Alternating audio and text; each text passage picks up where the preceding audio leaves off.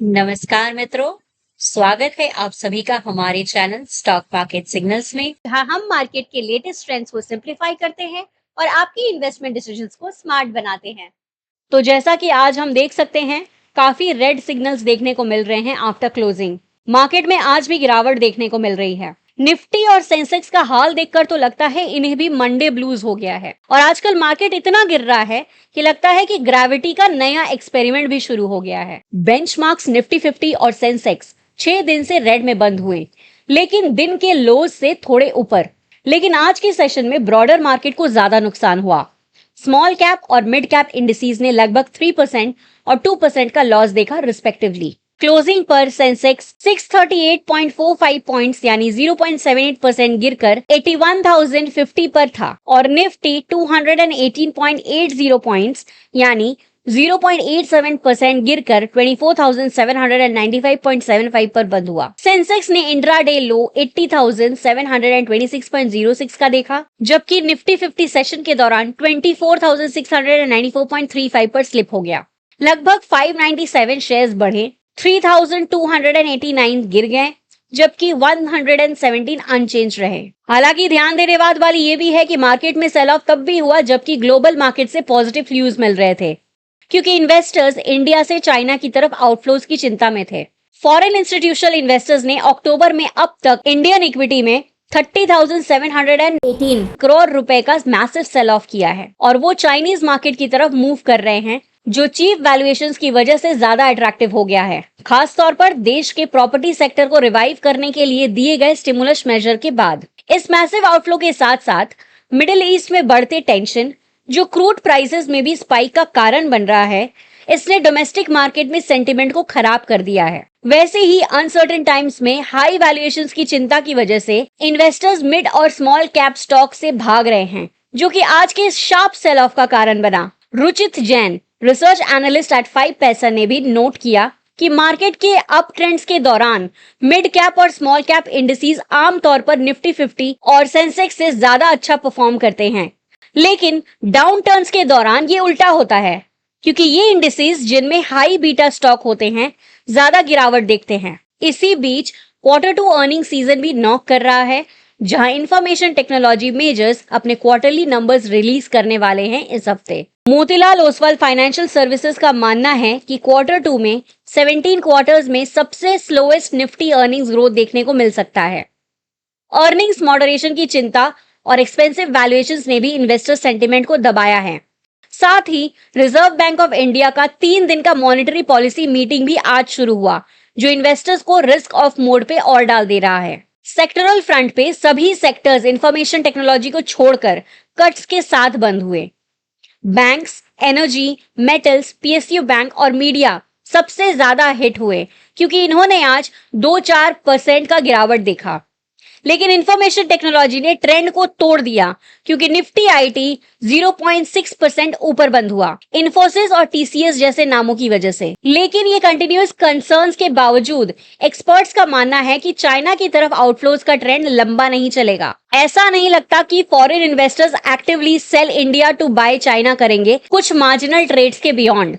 हाँ, कुछ फंड्स जो एसेट से कंस्ट्रेंड हैं, वो शायद इंडिया बेचकर चाइना खरीद रहे हैं। लेकिन जब भी चाइना अच्छा करता है, flows emerging market funds, Asia Japan funds और एशिया पैसिफिक फंड्स की तरफ जाएंगे, जो पूरे रीजन इंडिया समेत के लिए पॉजिटिव है। ऐसा समीर अरोड़ा, फाउंडर और सीईओ ऑफ हिलियोस कैपिटल ने कहा। वीकली टेक्निकल चार्ट पर Sameet Chauhan, head research of technical and derivative Angel One ने बियरिश कैंडल का फॉर्मेशन देखा, जो ये सजेस्ट करता है कि निफ्टी 50 के लिए और पेन है। बेंचमार्क के लिए और डाउनसाइड दिख रहा है, जहां नेक्स्ट की सपोर्ट सितंबर के स्विंग लो 24,750 के आसपास है, जो 24,500 के बाद है। अपसाइड पर उन्हें फ्राइडे का हाई 25,500 के आसपास दिख रहा था, जो 20 ईएमए और चैनल ब्रेकडाउन लेवल के साथ कोइंसाइड करता है, जो स्टिफ रेजिस्टेंस बना रहा है, जहां 25,300 इमीडिएट रेजिस्टेंस है। ट्रेडर्स को शॉर्ट पोजीशंस के साथ कॉशंस बरतने चाहिए,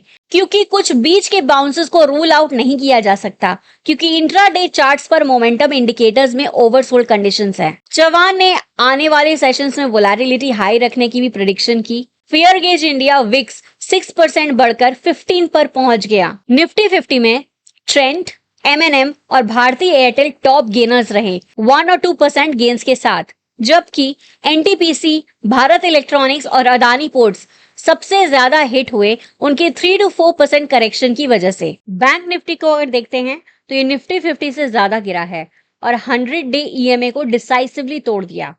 983 पॉइंट्स यानी 1.91% से गिरकर 50,478.9 पर आ गया। इंडेक्स ने डेली टाइम फ्रेम पर एक बड़ा बियरिश कैंडलस्टिक पैटर्न बनाया, लेकिन क्लोजिंग के टाइम तक सितंबर के लो 50,370 को डिफेंड कर लिया। अगर ये लेवल डिसाइसिवली तोड़ दिया गया तो इंडेक्स अगस्त के लोस तक जा सकता है।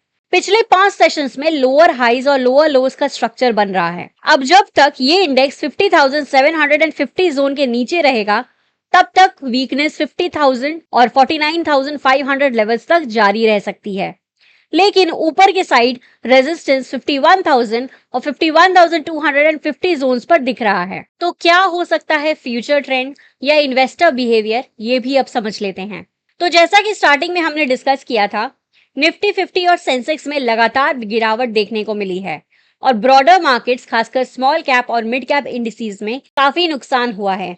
अगर इन्वेस्टर सेंटिमेंट नेगेटिव रहा तो ये ट्रेंड आगे भी जारी रह सकता है। रीसेंट सेल ऑफ्स के बावजूद एक्सपर्ट्स का मानना है कि इंडिया से चाइना की तरफ जो आउटफ्लो हो रहा है वो ज्यादा देर तक नहीं चलेगा।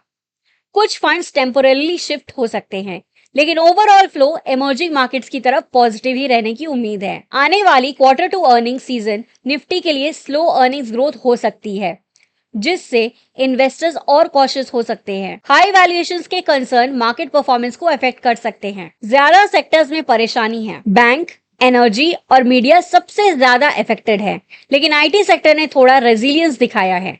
ये डाइवर्जेंस आगे भी देखने को मिल सकती है, जो इन्वेस्टमेंट स्ट्रैटेजीज को इन्फ्लुएंस करेंगी। आने वाले सेशंस में हाई वोलेटिलिटी एक्सपेक्टेड है, मार्केट टेंशंस, जियोपॉलिटिकल कंसर्न्स और इकोनॉमिक फैक्टर्स की वजह से। इन्वेस्टर्स को कॉशियस और अडेप्टेबल रहने की जरूरत है। एनालिस्ट का कहना है कि निफ्टी का की सपोर्ट लेवल 24,750 और 24,500 के आसपास है, जबकि रेजिस्टेंस 25,300 और 25,500 के आसपास देखा जा रहा है। अगर ये लेवल ब्रेक होते हैं तो नए ट्रेंड सिग्नल्स हो सकते हैं। तो ऐसा कह सकते हैं कि मार्केट में चैलेंजेस जारी हैं, सिग्निफिकेंट वोलेटिलिटी और इन्वेस्टर्स कॉशन के साथ, लेकिन long term outlook cautiously optimistic है, जो अर्निंग्स परफॉर्मेंस और ग्लोबल मार्केट कंडीशंस पर डिपेंड करेगा। अगर आप इस चैनल पर नए हैं तो इसे सब्सक्राइब जरूर कर लें और बेल आइकन जरूर दबाएं, ताकि आने वाले वीडियो की जानकारी आपको सबसे पहले प्राप्त हो। यह स्टॉक एनालिसिस और दी गई जानकारी केवल एजुकेशनल पर्पस के लिए है।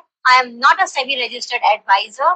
किसी भी निवेश निर्णय लेने से पहले कृपया खुद रिसर्च करें या किसी फाइनेंशियल एडवाइजर की सलाह लें।